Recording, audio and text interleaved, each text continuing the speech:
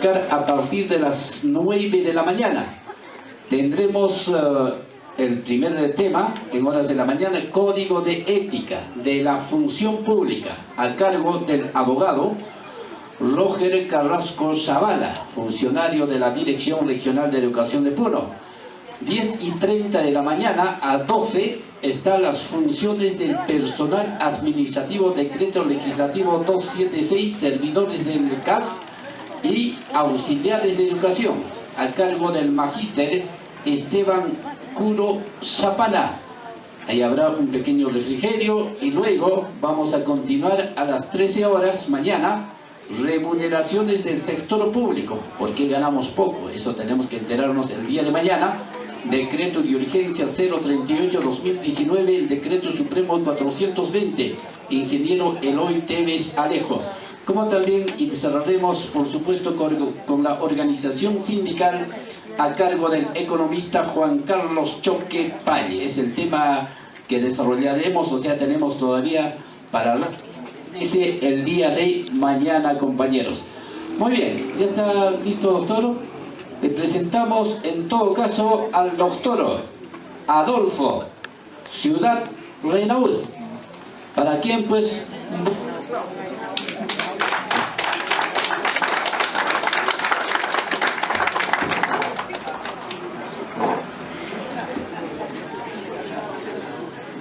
Muy buenas tardes a todos ustedes. Un gusto poder estar. ¿Aló? Ya. Un gusto poder estar esta tarde con ustedes. A ver, yo quisiera que me cuenten un poco. Ustedes son, levanten la mano los que son trabajadores del sector público.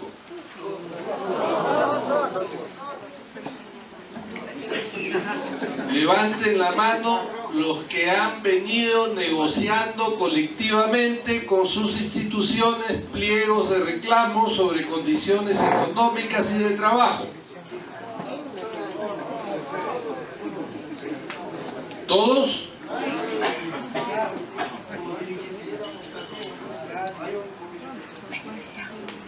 Ya, bueno, ya, yo quería tener esta información porque ustedes habrán tenido noticias que se ha promulgado el decreto de urgencia 014-2020, que se ha publicado entre gallos y medianoche y sin haber consultado con nadie, donde el gobierno, que es el empleador, ha dictado sus propias reglas para la negociación colectiva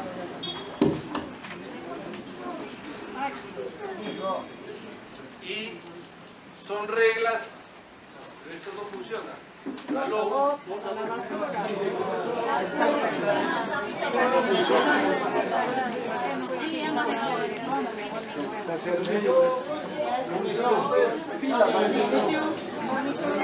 Micro.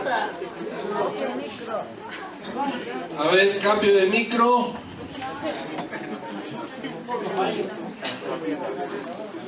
Ya, porque así bien difícil que escuchen todos, ¿no? Sí, sí. ¿Atrás me escuchan? ¿No? Bueno. En primer lugar, yo quisiera decir, no sé si ustedes pueden ver algo ahí, es muy pequeño para este auditorio, pero quisiera decirles que la negociación colectiva es el mecanismo. ¿Aló?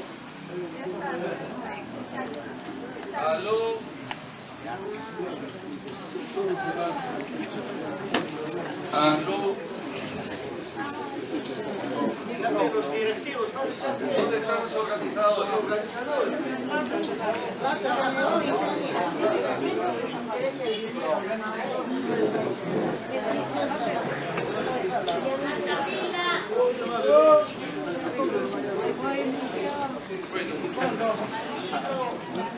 Seguimos hasta donde me escuchen.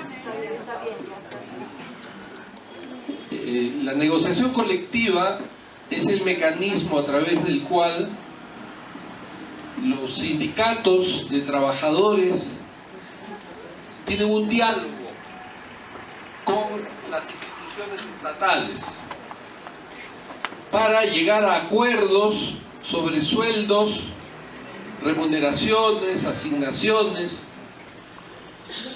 condiciones de trabajo.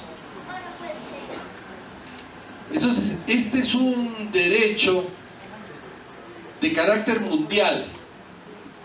La negociación colectiva y la sindicalización es un derecho mundial. Existe en todo el mundo porque hay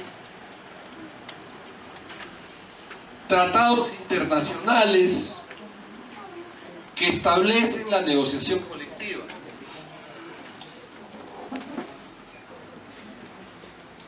Sin embargo, en Perú ha habido una larga historia de negación de este derecho. Esta negación del derecho de negociación colectiva comenzó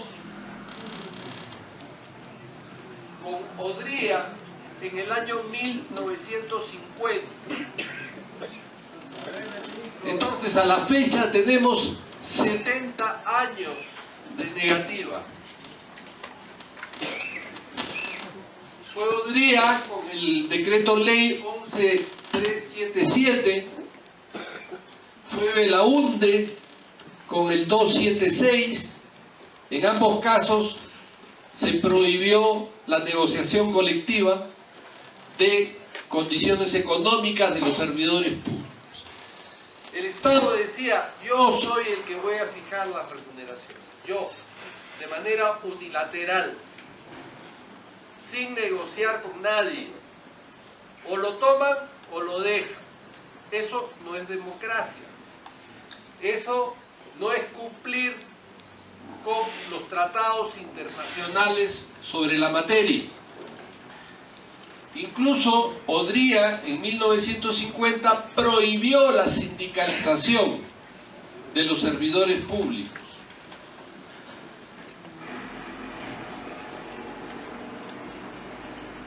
Fujimori hizo prevalecer estas disposiciones prohibitivas de la negociación colectiva. El gobierno de transición y Toledo no modificaron nada, siguieron con las normas de prohibición de la negociación colectiva.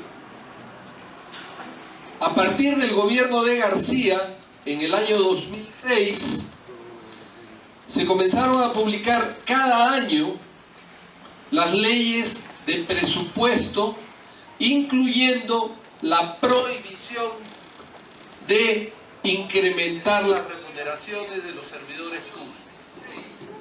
O sea, todo subía, estábamos en una buena situación económica, el Perú tenía buenos ingresos, se duplicó prácticamente el Producto Bruto Interno, pero no se modificaron las remuneraciones de los trabajadores del sector público, que seguían congeladas.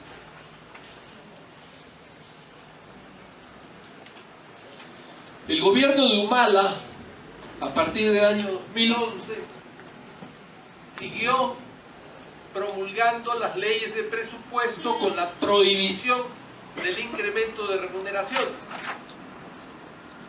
Y en el año 2013 dictó la ley de servicio civil, la ley 30057, vigente hasta hoy, con algunas modificaciones, que prohibían la negociación colectiva de condiciones económicas. O sea, se podía negociar con las entidades, pero se podía negociar solo condiciones de trabajo y no condiciones económicas, no salarios, que es lo que interesa más, ¿o no? Entonces, por esto fue que la Confederación General de Trabajadores del Perú, la CGTP, la UNACE, la CITE y la CTE me encargaron de elaborar una demanda de inconstitucionalidad.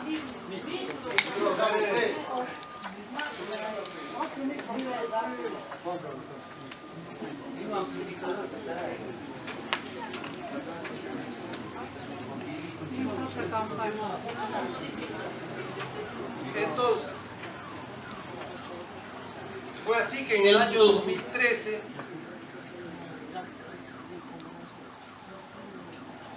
se presentó una demanda de inconstitucionalidad que finalmente se resolvió en el año 2016,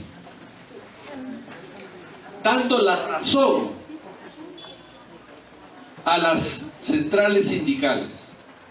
El Tribunal Constitucional declaró inconstitucional la Ley de Servicio Civil porque dijo que la libertad sindical y la negociación colectiva son dos derechos humanos de carácter laboral y que en consecuencia los trabajadores tienen derecho a negociar colectivamente con las entidades del sector público sus remuneraciones, condiciones económicas y condiciones de trabajo.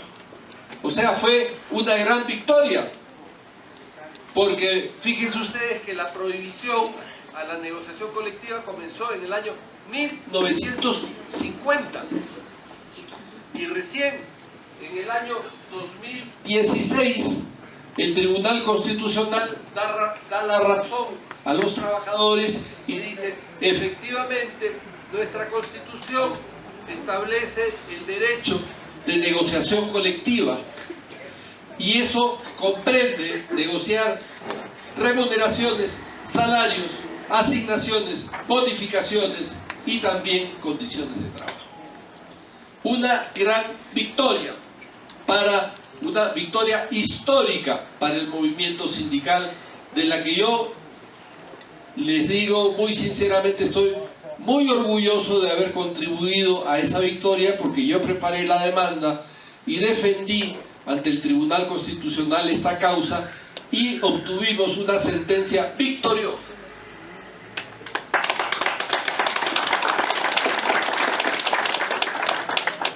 Sin embargo,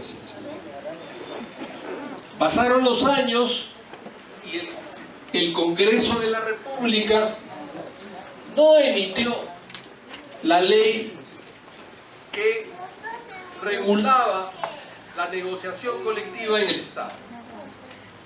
En realidad, sí se llegó a promulgar una ley que fue en diciembre del año 2018.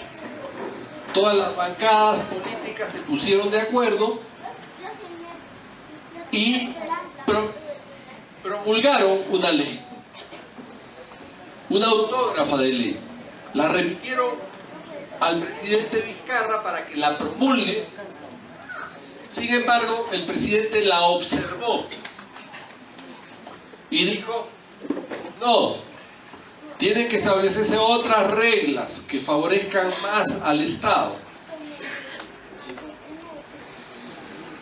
Y así se frustró la posibilidad de tener ya una ley de negociación colectiva que estaba bastante bien fundamentada. Después, el resto de la historia también la conocemos todos nosotros. El obstruccionismo del Congreso hizo que el presidente disolviera el Congreso. Y luego de disolver el Congreso y antes de las elecciones al nuevo Congreso, emitió el decreto de urgencia 014.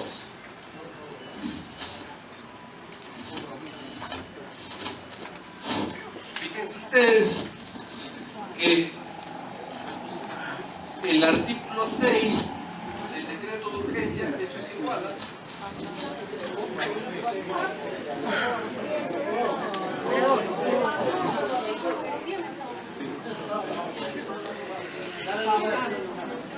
Pues,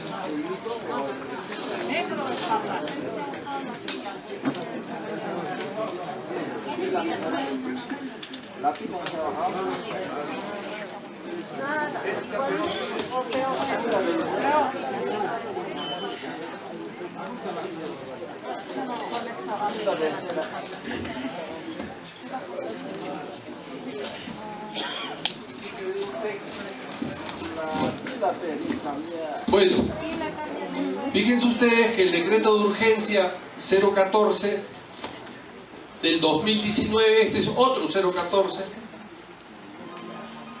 aprobó el presupuesto del sector público del año 2020, el que rige para este año. Y fíjense ustedes acá, los que pueden ver, el artículo 6, esta es copia del artículo 6.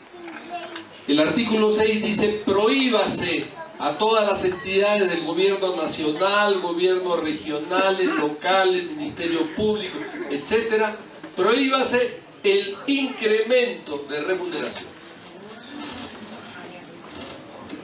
A pesar que el Tribunal Constitucional dijo lo contrario.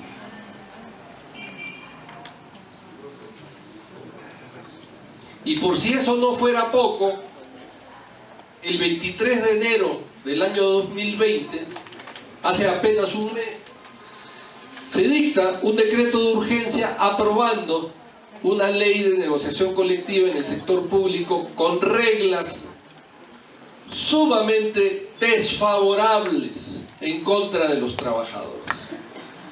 No hay que ir aquí, no hay que hablar diplomáticamente. En realidad, ese decreto de urgencia es una gran estafa, una burla para el movimiento sindical. Y voy a decir por qué. En primer lugar, es un decreto que es esencialmente antidemocrático porque elimina la precaria negociación colectiva que existía en el sector público. A pesar de todo, se ha venido negociando en algunos lugares, ¿no? Sobre todo en los municipios y en algunas entidades, algunas empresas públicas. Pero este decreto está destinado a congelar y disminuir las condiciones económicas de los trabajadores. Normalmente estas reglas sobre negociación colectiva entre trabajadores del Estado y el Estado se negocian y se acuerdan a través de conversaciones.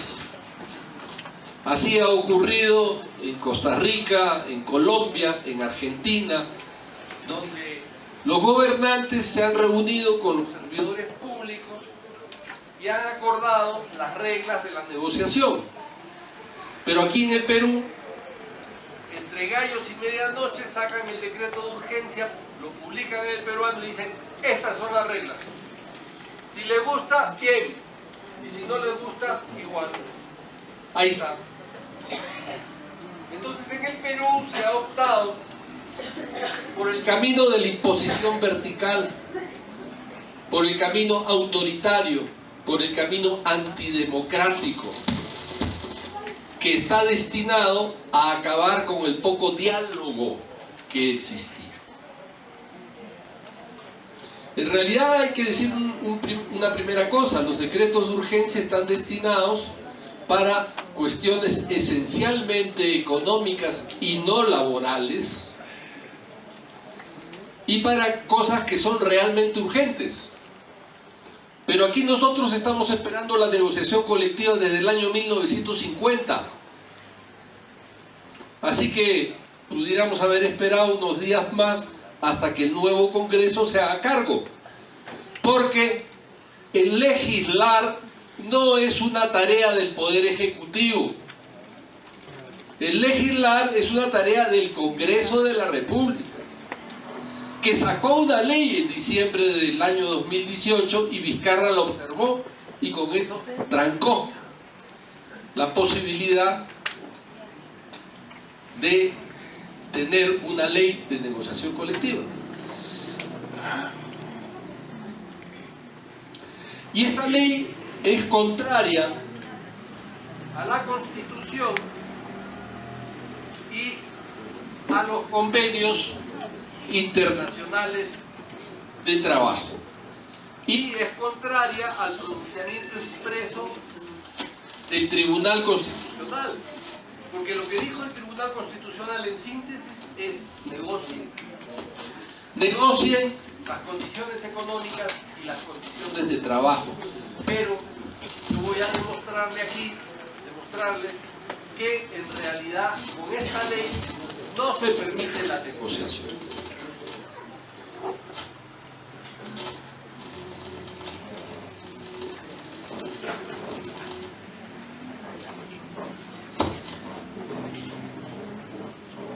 Vamos a esperar que el caballero termine su conversación telefónica para que nos permita seguir.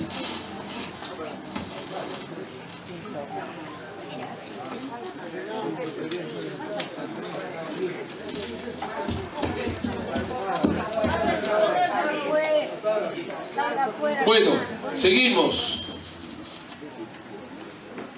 En primer lugar, hay que decir que hay una obligación de fomento de la negociación colectiva, una obligación internacional de fomento de la negociación colectiva que está establecida por los tratados internacionales.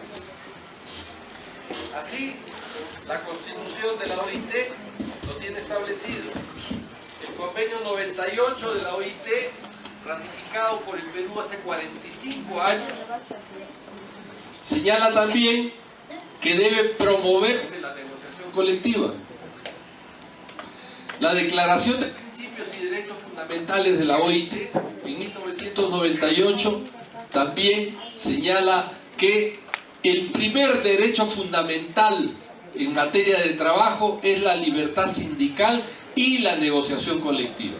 Un mismo derecho. Porque si no se tiene libertad sindical, no se tiene voz de los trabajadores frente al empleador. Entonces la libertad sindical es un derecho de carácter instrumental. Es sumamente importante porque si no hay la posibilidad de asociarse en sindicato, no hay posibilidad de nada. Y también el artículo 28 de la Constitución Política reconoce el derecho del sindicato, el derecho de negociación colectiva, y señala que debe promoverse la negociación colectiva, la Constitución.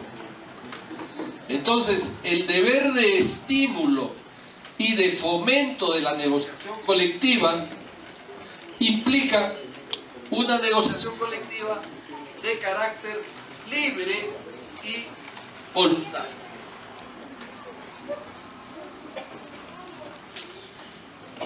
¿Por qué no es libre la negociación colectiva que se establece en el decreto de urgencia 014? Son 10 puntos. El primero: se prohíbe la presentación de pliegos de reclamos para todas aquellas entidades que hayan negociado entre el 2016 y el 2019 condiciones económicas. O sea, si ya se negoció en los 4 años anteriores, no se puede presentar pliego en esta oportunidad. Esto lo dice la tercera disposición complementaria de la ley. Dice: durante el año fiscal 2020 únicamente pueden presentar pliegos de reclamos las organizaciones sindicales de las entidades del sector público que no tengan o no hayan iniciado alguna negociación colectiva que incluya condiciones económicas durante los años 2016, 2017, 2018 y 2019. Primer tema: si alguien negoció condiciones económicas, ya no puede negociar este año. Segundo lugar,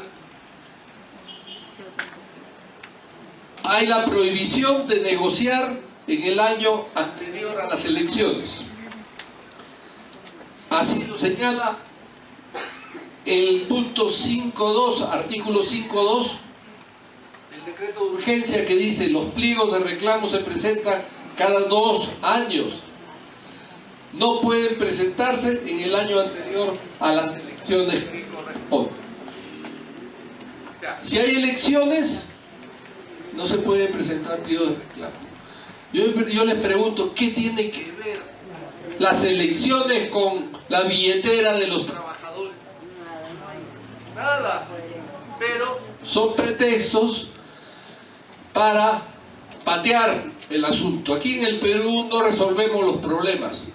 Simplemente los pateamos para adelante y ya el que venga adelante verá cómo lo resuelve, ¿no? Es así, desgraciadamente es así. Hay esa cultura todavía muy escasa. En tercer lugar, duración de los convenios. El artículo 5.2 señala que los pliegos de reclamos solo pueden presentarse cada 2 años. A pesar que lo normal en el sector privado es cada año. El periodo mínimo de vigencia en el sector privado es de 1 año. Y el periodo mínimo de vigencia en el sector público es de 2 años. O sea, al sector público le dan la mitad de lo que tiene el sector privado.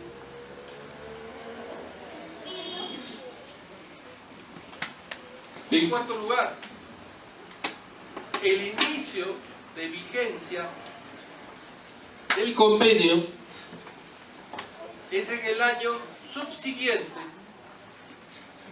a la suscripción del convenio colectivo. Subsiguiente, no es en el año siguiente.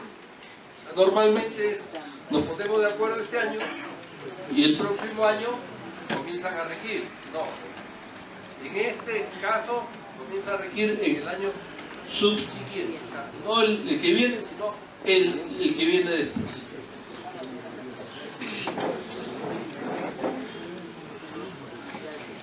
Entonces, esto implica, fíjense ustedes, que combinadas estos obstáculos, estos candados, implica que en 7 años solo se negociará una sola vez. En 7 años hay siempre por lo menos 3 elecciones, ¿no? Pero veamos esto en una línea de tiempo. Yo he elaborado un gráfico para entender mejor todos estos problemas.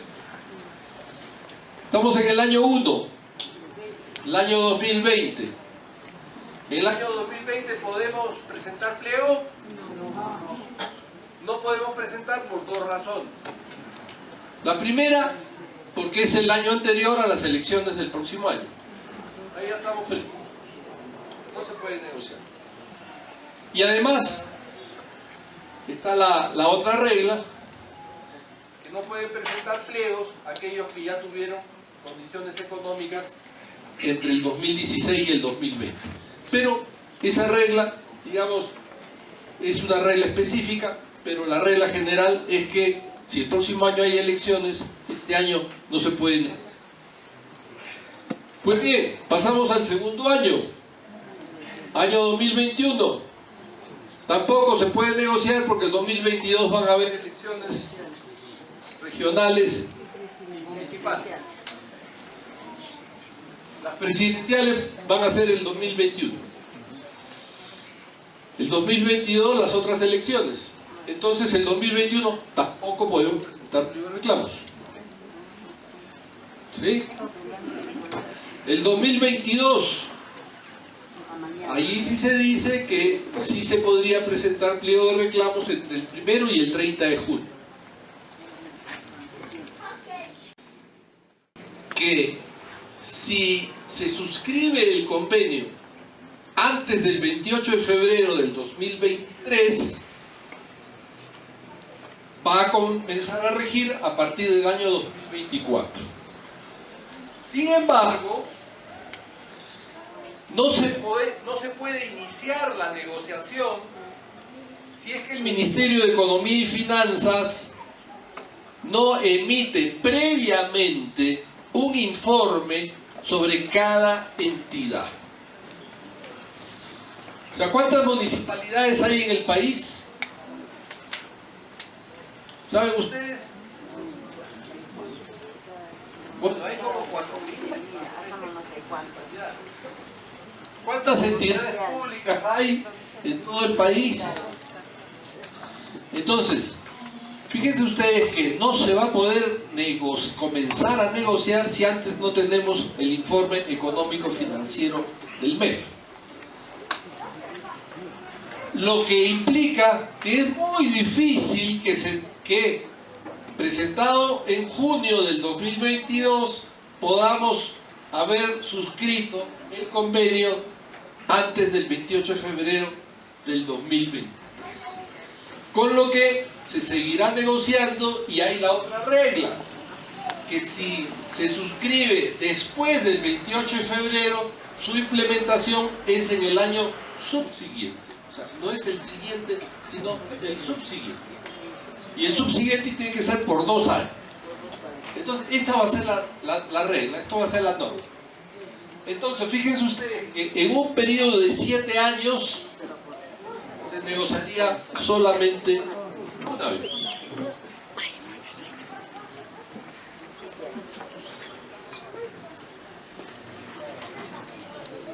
Yo por si acaso voy a dejar a la FENTASE, a los organizadores, voy a dejar copia de esto para que ustedes lo puedan imprimir, lo puedan compartir con otra gente, ¿no?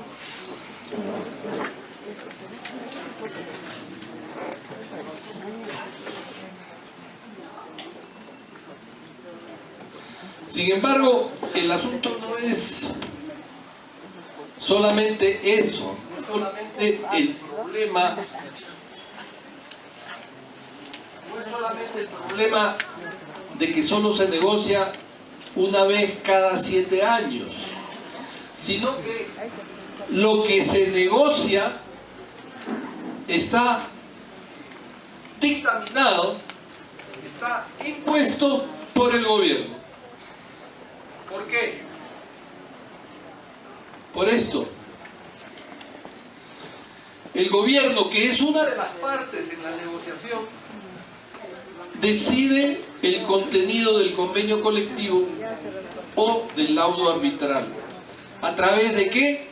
A través del informe económico financiero del MEF, que determina cuánto va a ser el aumento.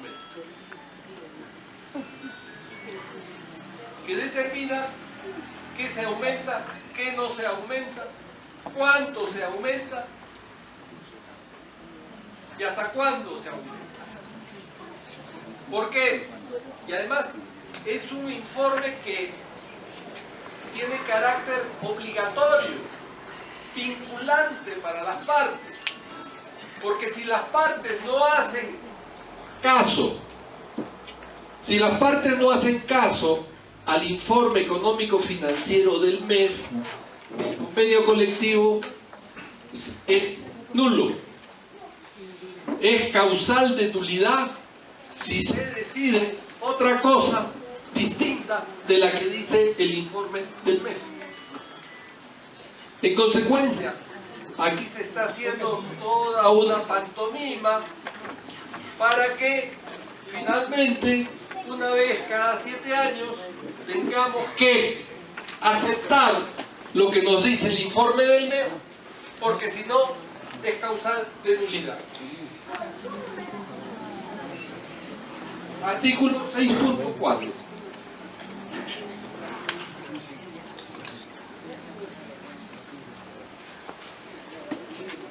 Y además, si no se hace caso al informe del MEF, no solamente es nulo el convenio o es nulo el laudo arbitral, sino que se realizan acciones civiles y penales en contra de los que suscribieron el convenio penal.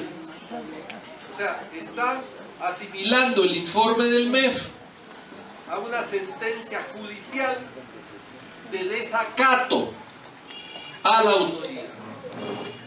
Lo que dice el MEF es obligatorio, y quien dice otra cosa distinta a la del MEF va preso. Cárcel, cárcel para el que no cumple. Se concede tanta importancia al informe del MEF que no empieza el trato directo si antes no se emitió el informe.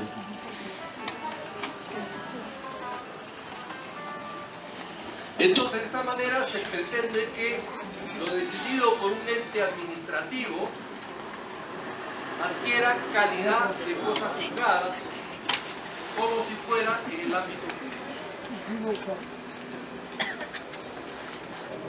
Y también se combina a los árbitros que incumplan lo decidido por el MEF,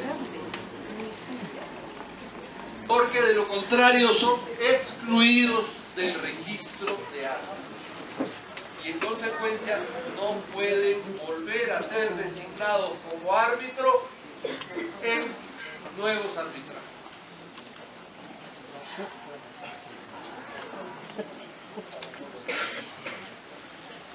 Además, Servir, que es el ente, la Oficina de Relaciones Laborales del gobierno,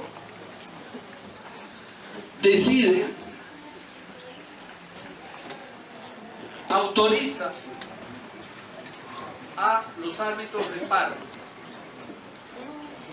O sea, si usted nombra un árbitro para que solucione el asunto porque no se ha podido llegar a un acuerdo, Servir va a tener que autorizarlo. Ustedes van a decir, yo nombro a fulano de tal, y Servir va a decir, un momentito, ese señor no lo autorizo porque no me gusta, porque creo que es incompetente, por lo que fuera. No lo autoriza. Pero además, también el tribunal arbitral tiene un presidente. Normalmente en los tribunales arbitrales cada parte nombra su árbitro, el sindicato nombra su árbitro, la entidad nombra su otro árbitro y entre los dos árbitros nombran al presidente. Pues ahora se ha cambiado la cosa para que el gobierno controle más el asunto. Adivinen quién va a nombrar al presidente de ahora en adelante. Servir va a nombrar al presidente.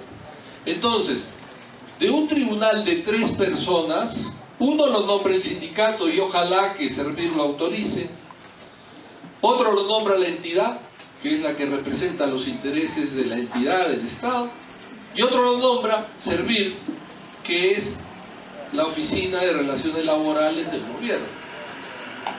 Y en consecuencia hay 2 árbitros del Estado y un árbitro de los trabajadores.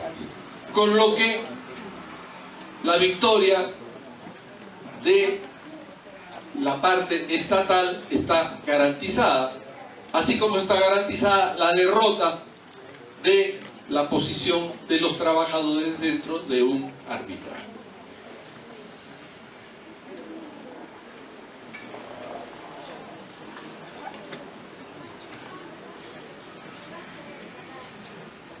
Pero además se dispone la caducidad automática de los convenios colectivos. Este convenio que logramos después de 7 años, ahora los convenios en el sector privado y en el sector público también, los convenios tienen vigencia permanente. Es decir, no siguen vigentes hasta que otro convenio lo modifique. Eso es lo normal. Pero ahora se ha dispuesto el carácter no acumulativo de los convenios, lo que significa la caducidad automática de los convenios. ¿Qué significa esto? Que en esta gráfica, después de 7 años logramos tener un convenio, pero este convenio va a desaparecer por completo en el año 8 y se va a comenzar a negociar todo de cero. Ese es el carácter no acumulativo de los convenios. O sea, todas las reglas a favor del Estado empleador y todas las reglas en contra de los trabajadores. Como si entráramos a jugar cartas y las cartas estuvieran marcadas, ya con trampa, hechas para que haya un vencedor claro, que va a ser siempre el Estado.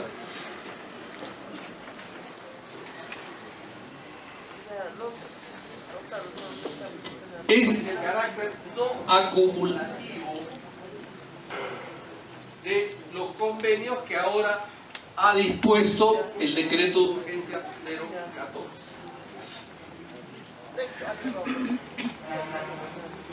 Pero además, como en este momento hay algunos convenios colectivos suscritos, ¿no? ¿Ustedes tienen convenios colectivos suscritos? ¿Hay algunos? A ver, levanten la mano, ¿cuántos convenios colectivos suscritos hay? Nada. Pero yo sé que los municipales sí han negociado y convenido convenios. ¿Sí? Bueno, el que no haya convenios es muy lamentable, porque eso significa que el Estado nunca ha negociado con ustedes, nunca ha dialogado, nunca los han escuchado. Siempre les imponen como si fueran emperadores, como si fueran reyes. Eso ya pasó. Vivimos en un Estado democrático, donde debe haber diálogo entre los sectores empleador y trabajador. Pero, entonces, aquellos que hayan tenido convenios colectivos, los que tengan convenios colectivos vigentes, esos convenios también pueden ser revisados. ¿Ya? O sea, se atenta totalmente contra la seguridad jurídica, porque un convenio colectivo supone un pacto, un acuerdo político, un acuerdo laboral, y dice, bueno, esto se va a mantener. Este va a ser el acuerdo. Pero ahora se permite que las entidades públicas presenten al MEF una solicitud para inaplicar los convenios total o parcialmente, es decir, para no cumplirlos, a través de una simple solicitud ante el Ministerio de Economía. Y ahí está, esto es foto del decreto, de la parte del decreto de urgencia, el primero, vigencia de los convenios colectivos. El titular de la entidad solicita al MEF un informe económico con la finalidad de iniciar la revisión del convenio colectivo o laudo arbitral a fin que el mismo se inaplique total o parcial.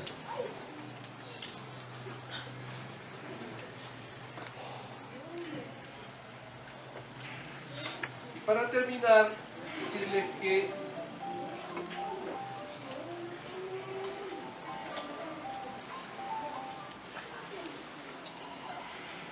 hay una reglamentación excesiva de los niveles. Los niveles de negociación es que se pueda negociar a nivel nacional algunas cosas, a nivel regional otras cosas y a nivel de cada entidad algunas otras cosas, estableciendo un régimen de distribución de competencias. O sea, así funciona la negociación colectiva en distintos niveles. ¿ya? No hay ningún inconveniente en negociar en distintos niveles, pero lo que sí es que debe haber una articulación entre los niveles. Tienen que estar concatenados. Pero eso se logra a través de la negociación misma. Sin embargo, el gobierno en el artículo 4 del decreto de urgencia ya dijo cómo es que se va a negociar. Las entidades, los ministerios van a negociar en forma nacional lo que es remuneración.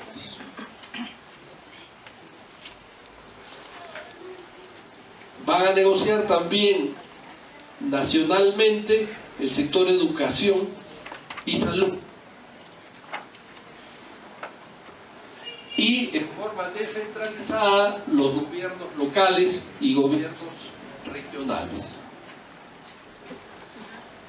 Sin embargo, no se dice nada, por ejemplo, si es que se quisiera negociar a nivel de toda la región 1,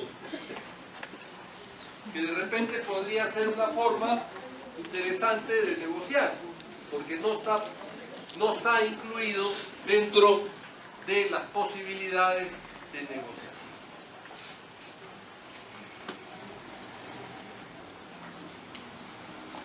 Y finalmente, se dispone la adecuación inmediata de todos los procedimientos que están en trámite.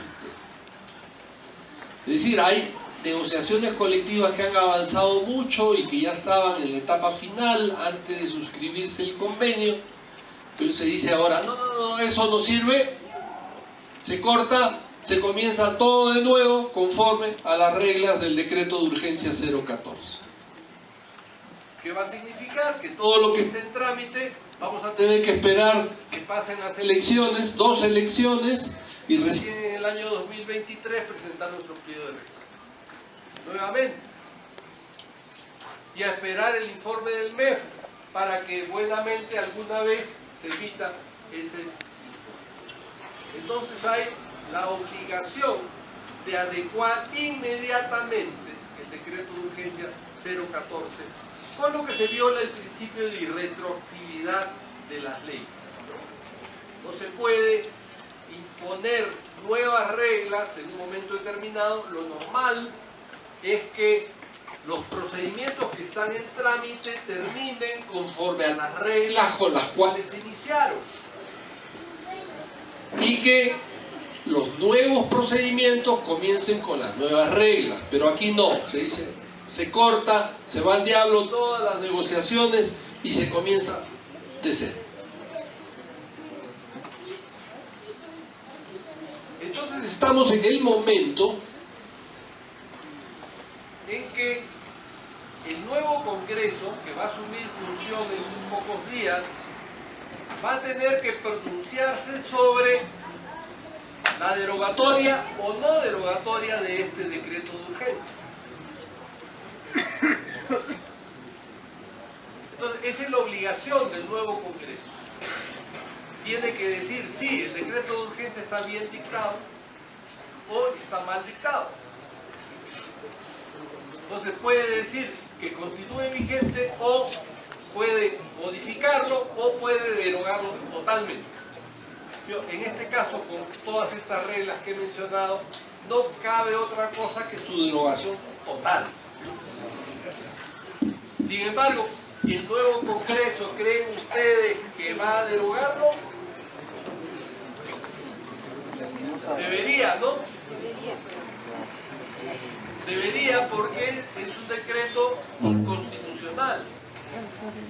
No permite el fomento de la negociación colectiva, sino todo lo contrario. ¿Qué dice el artículo 28 de la Constitución? Dice, el Estado tiene la obligación de fomentar la negociación colectiva.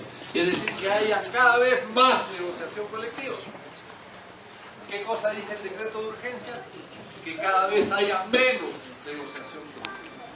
En consecuencia, es un decreto de urgencia inconstitucional, porque va en contra de la Constitución y de los tratados internacionales.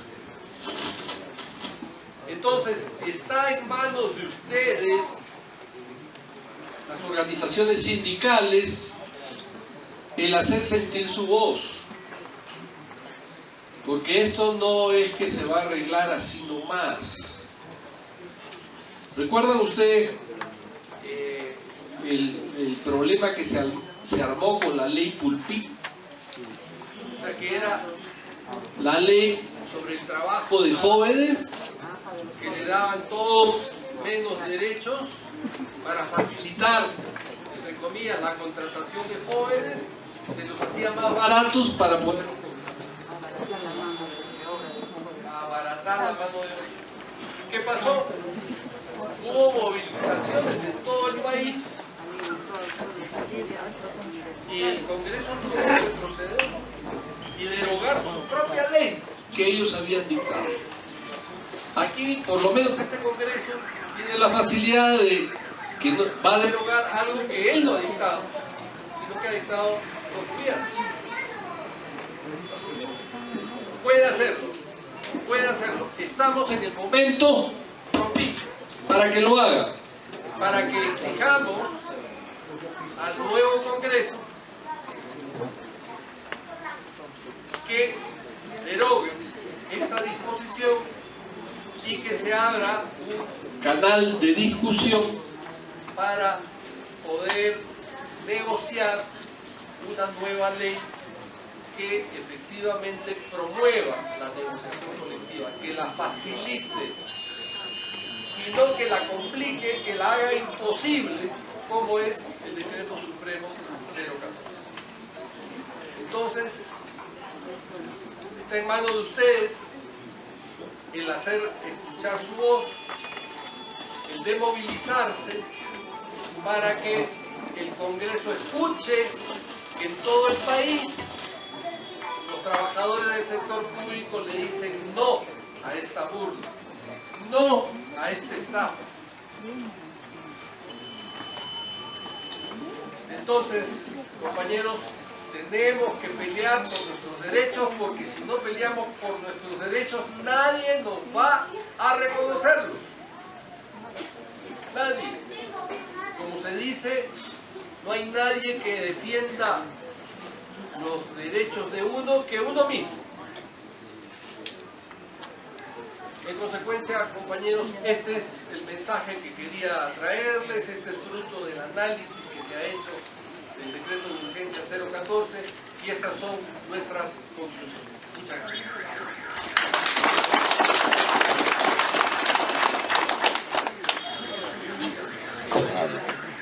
Compañeras y compañeros, yo quisiera pedir un reiterado voto de aplauso para Adolfo Ciudad, identificado con la causa de los trabajadores a nivel de todo el país. Yo quiero comunicarles a cada uno de ustedes, compañeras y compañeros, el doctor asesora a la Federación, a la CGTP, a la UNACE, a la CITE y a todas las organizaciones que tenemos en la capital de la República.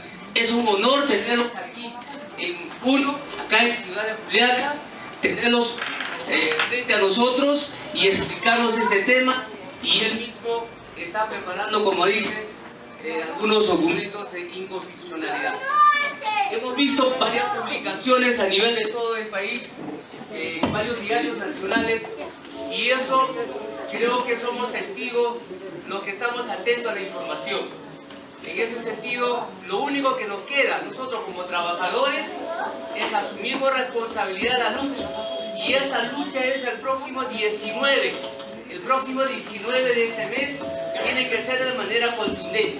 Ya es un acuerdo nacional y un acuerdo regional que nosotros tenemos que salir ese día con contundencia, compañeras y compañeros. Ya hemos tenido, para una información rápida, esta semana con todos los sectores en la región de Puno. Así que también vamos a estar, tanto en Puno, que nos vamos a concentrar, y las delegaciones de las provincias tienen que también viajar a la capital de la República. Doctor, muchísimas gracias por su presencia, un brillante profesional, y creo que el día de hoy lo hemos tenido el honor de tenerlo aquí. Un reiterado voto de aplauso.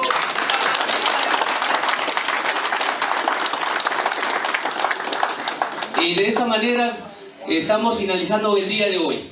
Mañana continuamos con este curso de capacitación. Quiero indicarles de que este curso no solamente es el día de hoy y mañana. Hay una plataforma virtual que está la dirección en el resto que les han alcanzado en el cronograma, y luego se van a alcanzar lo que son las claves, y ahí estará subido inclusive la exposición que ha hecho el día de hoy el doctor y los demás ponentes, las diapositivas igualmente. Entonces, compañeras y compañeros, este curso termina legalmente el próximo 8 de abril y ahí se complementan las horas que se solicita, en este caso la Dirección Regional de Educación de Puno. Muchísimas gracias. O de repente una pequeña intervención. Sí, compañero. Acá felicitar al doctor Adolfo, de repente un poco fuera del tema. Quisiera que nos aclare, por ejemplo, para los señores docentes, tanto contratados como nombrados o reasignados, están pidiendo en el escalafón toda la documentación. Entonces, también para los compañeros administrativos están pidiendo que actualicemos toda esta documentación. Entonces, yo quisiera pedirle al doctor que se nos aclare por qué está sucediendo. Hay un cierto temor de ciertos compañeros, los que no están capacitados, dice, posiblemente hay rumores de que seamos despedidos. Tenemos que estudiar una carrera técnica. Entonces, por favor, el doctor de repente tiene conocimiento, quisiera que nos aclare, doctor Adolfo.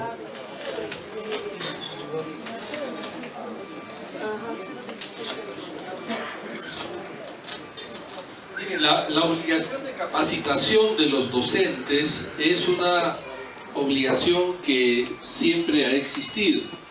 Eso hay que hacerlo.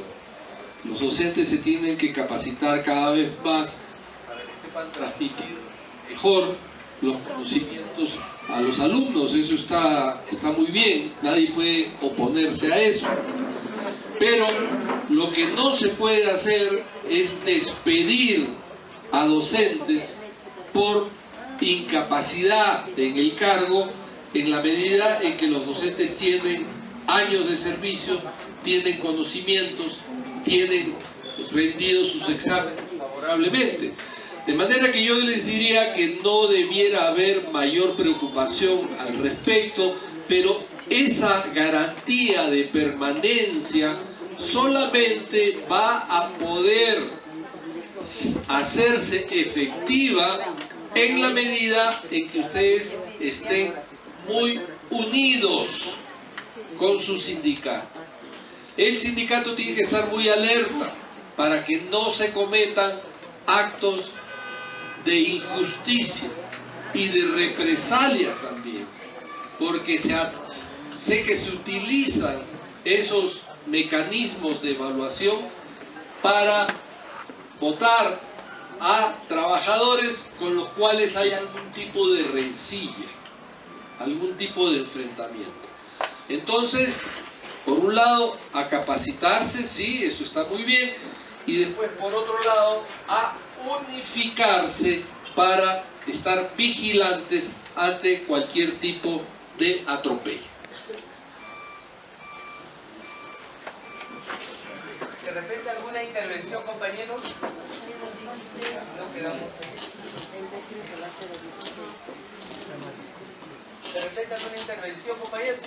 Para ya finalizar. Recién que el doctor tiene conocimiento acerca de este decreto de urgencia, la 016, que también es otro decreto atentatorio contra la parte laboral del trabajador.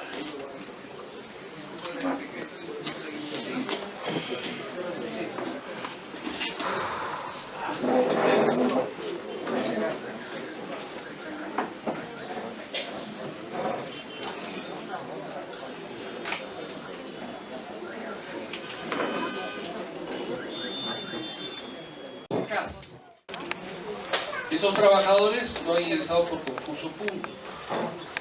También hay decenas de miles de trabajadores contratados por contratos temporales.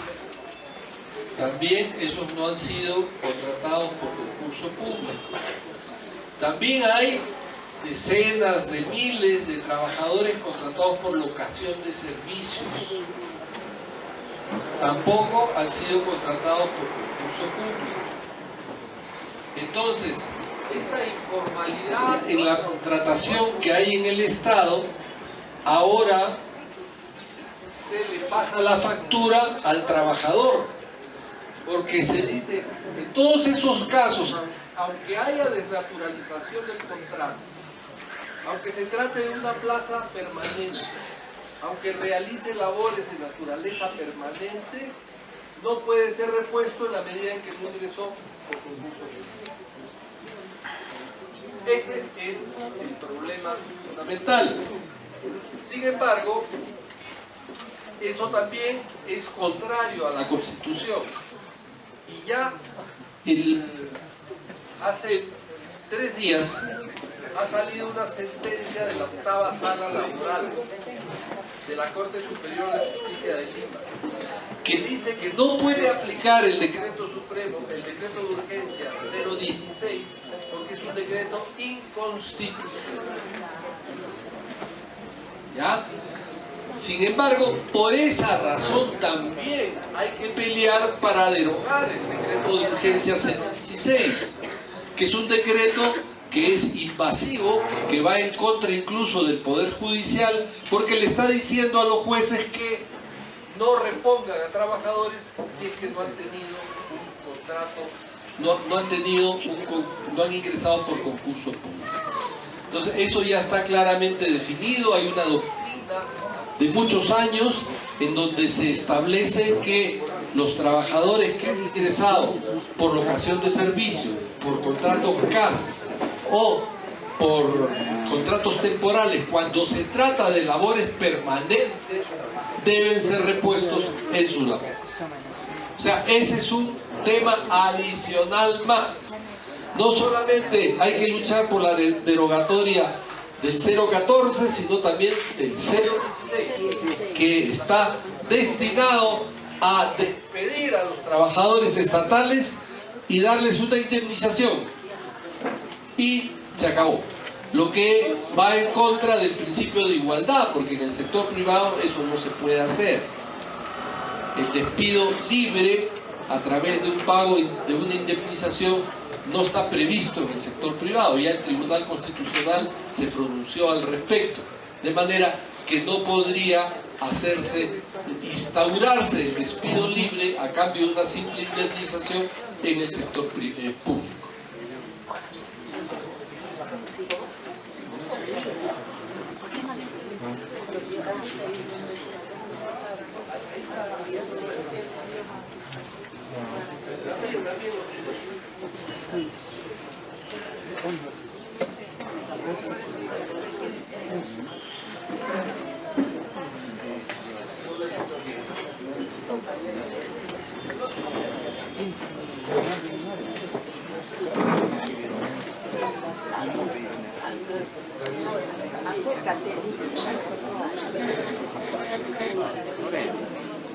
Eso basta, ¿no?